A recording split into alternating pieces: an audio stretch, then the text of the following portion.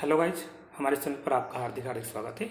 आज की इस वीडियो में आपको कक्षा 11वीं की जो परीक्षा है आर्ट विषय की अर्थशास्त्र विषय का मैं यहाँ पर आपको क्वेश्चन पेपर सोल्व कर रहा हूँ। हालांकि ये क्वेश्चन पेपर कला और वाणिज्य यानी कॉमर्स दोनों, आर्ट और कॉमर्स दोनों के लिए है। तो चलिए यहाँ पर बिना विलंब किए हम इसके प्रश्नों का आंसर बताते हैं।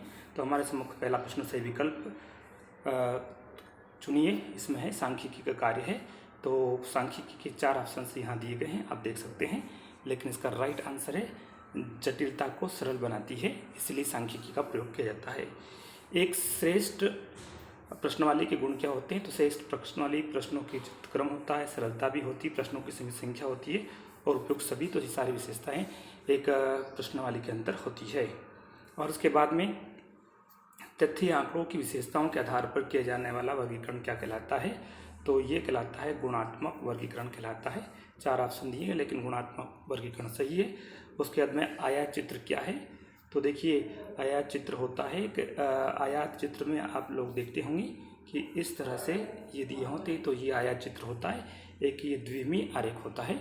उसके बाद प्राकृतिक पर्यावरण का अंग है, तो मिट्टी, हवा, पानी, तो उपयुक्त सभी इसके राइट आंसर हैं।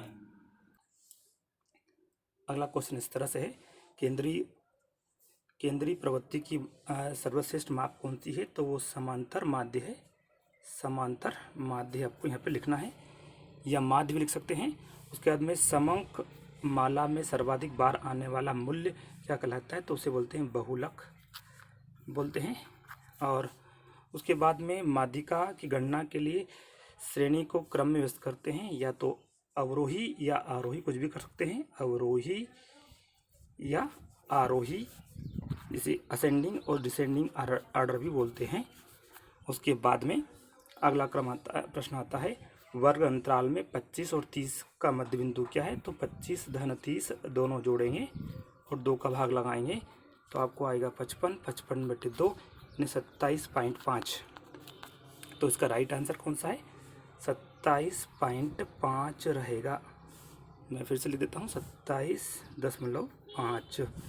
उसके बाद में माध्य से लिए गए विचलनों का बीजगणितीय योग होता है, तो वो होता है शून्य होता है। आप इसे शून्य भी लिख सकते हैं, ठीक है। इस तरह से इन प्रश्नों के उत्तर इस प्रकार से हैं। अगला क्वेश्चन हमारे सामने इस तरह से आता है, जो सत्य असत्य से रिलेटेड है। प्रमाप विचलन समांतर माध्य से निकाला जाता है, तो ये बात सत्य है। उसके बाद P0 का आधार वर्ष की मात्रा को करता है, P0 आधार वर्ष को नहीं करता। P फॉर प्राइस होता है, तो आधार वर्ष की कीमत को निर्धारित करता है। और Q होता तो क्वांटिटी, और 0 आधार वर्ष के लिए। तो यहाँ पर ये क्या है?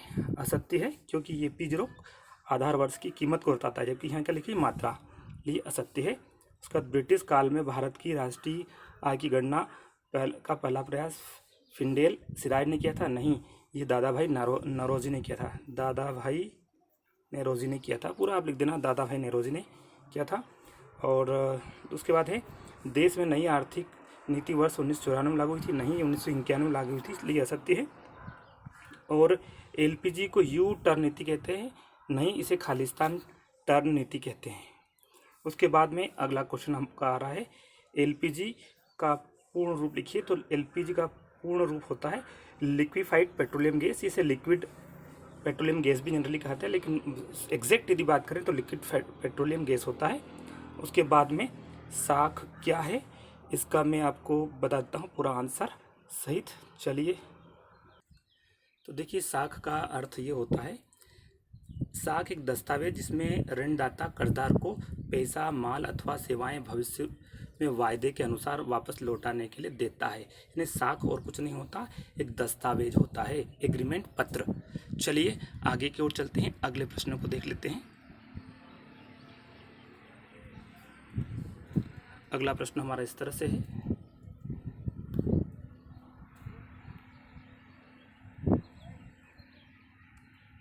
चलिए थोड़ी दिक्कत आ रही है, कोई दिक्कत नहीं, मैं अभी। अब अगला प्रश्न हमारा इस तरह से है, जिसमें पूछा गया है बफर स्टॉक क्या है? तो देखिए, बफर स्टॉक का आंसर होता है, बफर स्टॉक एक व्यवस्था अथवा योजना है जिसमें अच्छी फसल होने के दौरान उसका भंडारण किया जाता है, ताकि फसलों का मूल्य निर्धारित न्यूनतम सीमा से कम न हो, इसलिए उस समय उपलब्ध कराया जाता है जब उसकी अच्छी फसल अच्छी नहीं होती है। ध्यान देना, ये जो फर स्टॉक सरकार द्वारा किया जाता है या लीगल तरीके से किया जाता है, ये कोई जमाखोरी नहीं है। उसके बाद अगला क्वेश्चन आता है, मानव पूंजी निर्माण के प्रमुख स्रोत क्या है?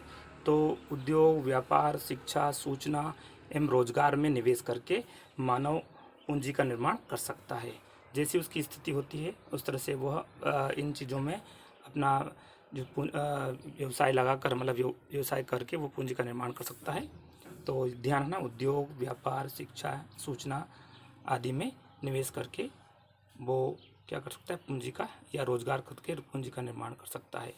उसके बाद में चलिए भारत में मानव पूंजी निर्माण की एक समस्या लिखिए। तो देखिए, पहली अकुशलता, दूसरी अशिक्षा और जोखिम का अभाव, ये जो है मुख्य समस्याएं हैं जो पूंजी निर्माण में बाधक होती है। उसके बाद चलिए हमारा अगला क्वेश्चन है, सही जोड़ी से रिलेटेड है।